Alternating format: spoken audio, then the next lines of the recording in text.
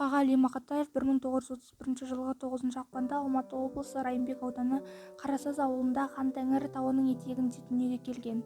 Ақынның шығармашылық жолы советтік шекара газетінде 1949 жылы алғаш жарияланған Қырманға, Қойшы бала, Кітай өлеңдерімен басталады.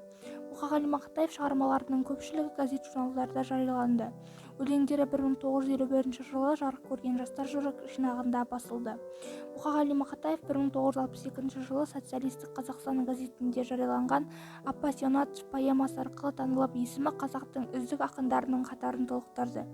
Оның жарқын шығармашылыққа арналған өмірінің 30 жылдан астамы туған жері Қарасазда өтті.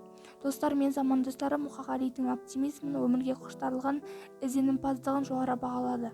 Мұқағали Мақатаев 20 ғасырдың 60-70 жылдарында қазақ поэзиясының біртуар тұлғасына, ал саржайлау өлеңі халық әніне айналды.